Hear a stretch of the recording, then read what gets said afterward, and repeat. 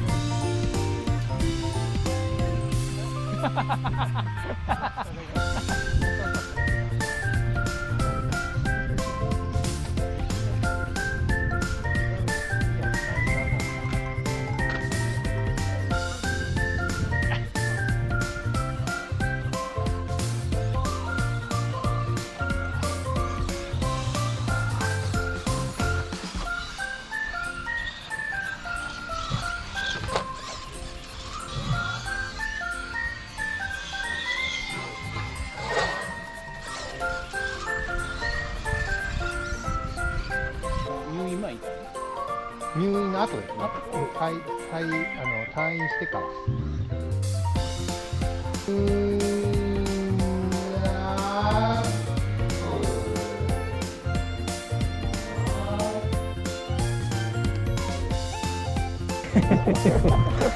ホ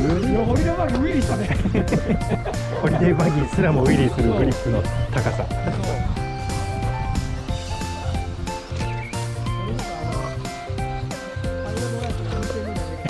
目の場が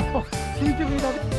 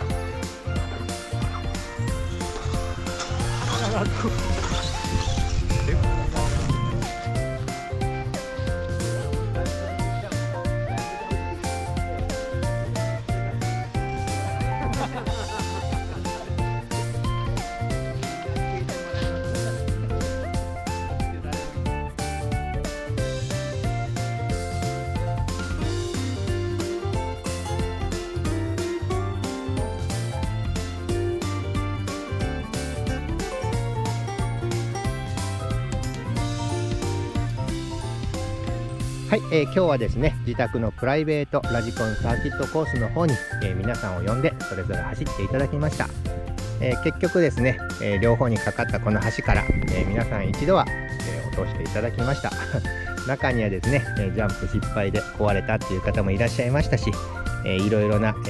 面白い走行も見ることができました。で、今日のところはですね、この走行会の様子を動画とさせていただきます。また今後もですね、こういった走行会なりは開こうかなと思いますので、もし近隣の方、来てみたいなっていう方がいらっしゃれば、コメントの方もよろしくお願いいたします。それでは最後までご視聴いただきありがとうございました。失礼いたします。